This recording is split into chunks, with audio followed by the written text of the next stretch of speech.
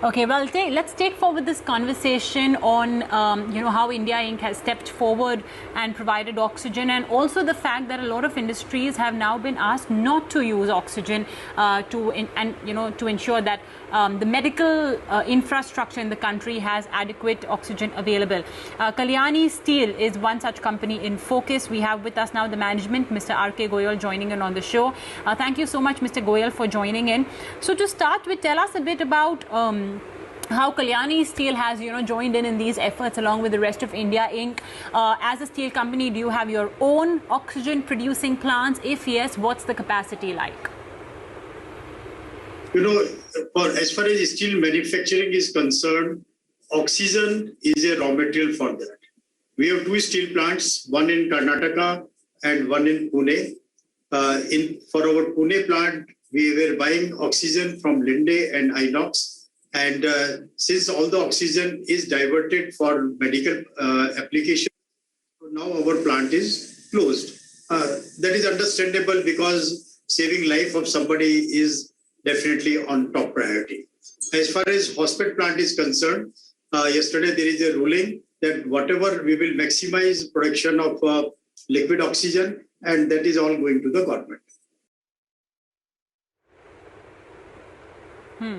All right. Mr. Goyal, let's talk then about if all of this would impact your production in any manner. Have you assessed that? And, to what extent would it impact production? We do not have any visibility how long this issue will continue, whether it is a long-term issue or it will get resolved in short term, to what extent COVID cases will go up further. So it's very difficult to quantify anything right now. We are just waiting and watching and monitoring whether the COVID cases will start coming down, how well the distribution of oxygen will happen in the country. Basically, as far as the manufacturing of oxygen is concerned, there is adequate oxygen available in the country. The problem is the distribution. Problem is the transportation.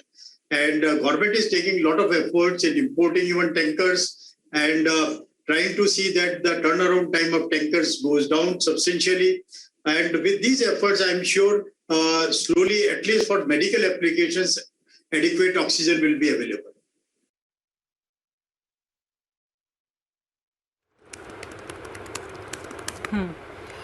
Okay. Mr. Goyal, you cater to the CV space, the oil and gas space. You provide steel to all these industries. Now, the government has obviously disallowed the use of oxygen to many industries. Metal forging, of course, is a key industry as well, which is used across. So do you see a dip in demand for steel because of this?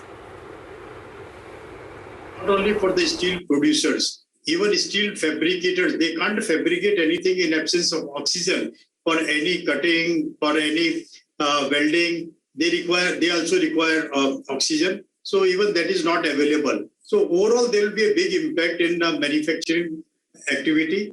Yes, to that extent, there will be impact on almost all sectors dealing with the metal fabrication, manufacturing by OEMs, etc.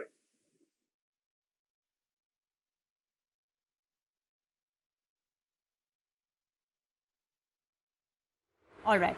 Finally, Mr. Goyal, I must ask you about how do you see all of this play out on Indian steel prices?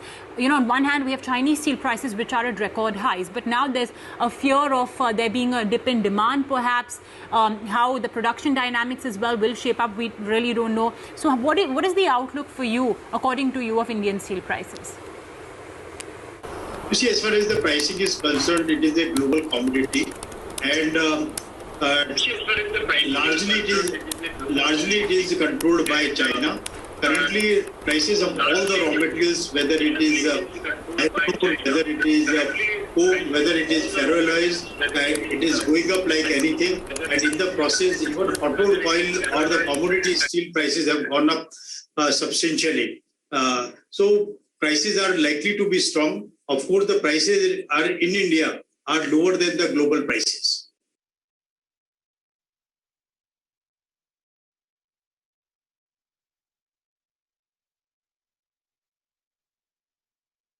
Well, Mr. Goyal, really appreciate you giving us time today. Thank you so much for joining in.